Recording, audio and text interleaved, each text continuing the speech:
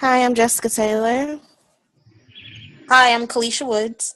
Hi, I'm Emily Zadansky. I'm Portia Truesdale. and we are Team 6 reporting for Unit 4. Um, the Horizon reports that I read this time around was the 2016 Higher Education Edition reports. And one of the articles that really stuck out to me was the Bring Your Own Device article. It just is really reading through it and realizing how the paper and pen era is really kind of fading out in today's classrooms. Even in my own classrooms, when I go to class, I rarely have a pen and paper. I rarely have a pad or anything like that. I'm always constantly taking notes on my phone, on my iPad, or on my computer.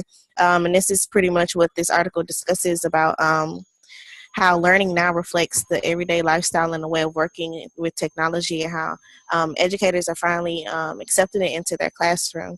Um, One of the great things that I saw in the article as well was universities are finally, taking security risks as far as the more rapid use of technology devices. So having students actually register their devices to track hacking and things like that, to give the campus a more secure experience when it comes to technology.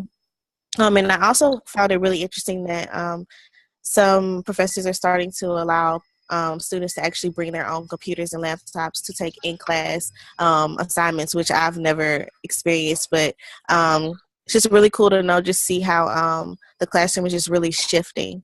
Um, and also how universities are really adapting to having their own app and having, social media outlets for their university. So I know UHCL has a Twitter and a Facebook and things like that. So just seeing how universities are really adapting to things that are reaching today's students. As far as the ISTE standards, one of them, well, a couple of them that I saw aligned with this was the standards for teachers too. Part A.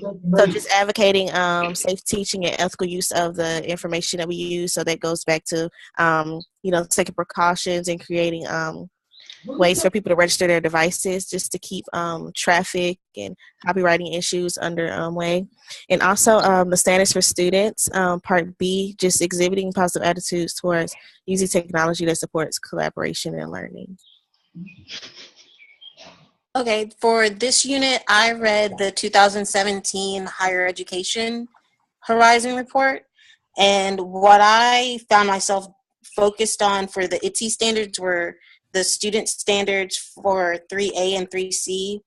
And 3A talks about safe, legal, and responsible use of technology, which goes along with what Jessica was saying about universities embracing bring your own device and trying to make it a safe environment for students to be able to do that. And then 3C is about lifelong learning. So one of the reasons I chose the higher ed was to kind of see as an eighth grade teacher where technology is heading for my students and what would help them be prepared for college. And it's funny because we have bring your own device as an option, but I noticed our teachers are a little more fearful of letting students do that. I think part of it is our schools aren't prepared for the security issues for students and being able to have them bring their own device and have it be a safe place for them to be able to use it.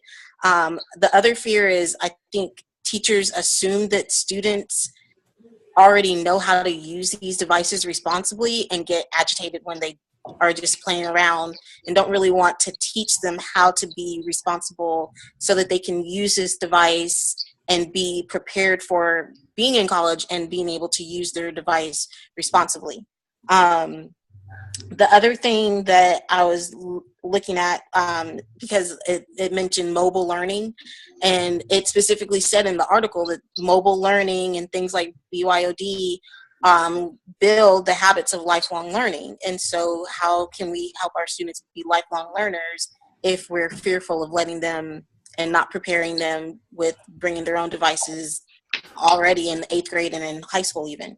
And then the other thing, which was kind of a random thing, was it mentioned the Internet of Things, which is bringing together data and the internet and different things to be able to analyze data and make decisions about how to use things. So what it made me think about was Minority Report, and how in Minority Report, they use data to monitor how people might respond, and that they might commit these homicides, and so they stop it before it happens. And so when reading about the Internet of Things, it made me think, what hath man wrought? How much technology is too much technology, and is there such thing as that? So that's what I got out of that report. For my report, I read the important developments in educational technologies of higher education. I focused a lot on the advancing cultures of innovation, the growing focus of measuring learning, and the blended learning environments along with collaborative learning. So in that articles, they talked kind of a lot about what we use at the university level, so blended learning environments such as Blackboard, kind of what we're doing with the group collaboration right now, and how we integrate technology and multimedia. This class is a really good example of doing that due to the fact of all the assignments that we do. We use multiple platforms like Zoom, some people use Google Hangouts, other people, the other day I used Issue, we used Weebly for our websites if you did choose to go that route. So we do a lot of technology and multimedia in this type of classroom as well as other courses that I've taken at the university.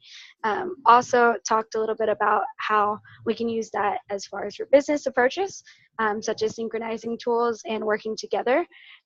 So we have a device here at work that we call a Surface Hub. So it's a very large screen where multiple people can work on that at once. So I can draw on it, you can draw on it, we can collaborate our notes together, and we can even use that device to communicate with somebody that's not in our office. So if we were to be in Houston and we needed to talk to somebody in Redmond, Washington, we could do that all through that device. So it talks about how we can do that, and that also plays into the culture innovation.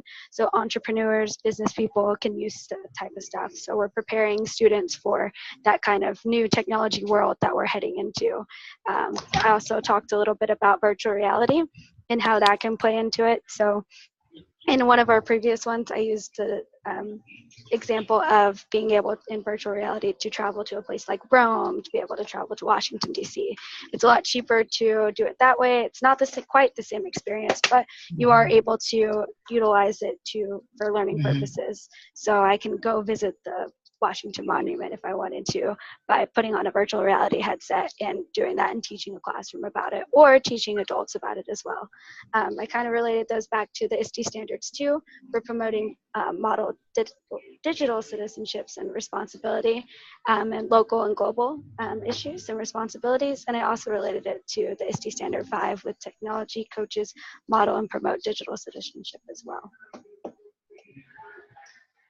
I kind of focused on the digital citizenship standards for administrators, where educational administrators promote an environment of professional learning and innovation that empowers educators to enhance learning through the infusion of contemporary technologies and digital resources. Did not see too much on that. However, I'm assuming that we have to use inferencing, because and so anyone can chime in and correct me on this one, but if with all of the districts the districts that are going towards technology, and I'm just assuming with the professional development that's being offered, I'm assuming that the administrators have to give permission for this. So, but on the flip side, I also read where in the reports, K-12, 2016, where I guess a lot of the local businesses, organizations, they're trying to push the administrators to go in that direction. I was reading on someone's report where it was stating the fact that the administrators, the professional development is not really going in depth on the use of technology. It kind of just goes over, just kind of glades over it, but it's not consistent. So the connections aren't being made for teachers who may want to enhance their digital tool use. On the back, and I'm going to switch gears now with the BYOD. I do, like on my campus, I do believe that they, the cell phone as a BYOD for our students, the students tend to get sidetracked, or they tend to misuse the digital tool, the cell phone, unfortunately. And it's true what Carlisha said. They don't have the, they may not know how to use other tools, but they do know how to use the cell phone. And so that I would love for my classroom to, you know, kind of do, to be able to integrate technology more. However, the maturity level's not there, the self-discipline's not there, and the support on the discipline side isn't there either. So we do away with it altogether, but we do bring in the Chromebooks and the tablets. However, after a while, that gets kind of, so we just have to make sure they're constantly engaged, if that makes sense. Yeah. Okay, so I think that wraps up Team 6 with our Unit 4 discussion, and I will see you guys next time. Bye. Bye.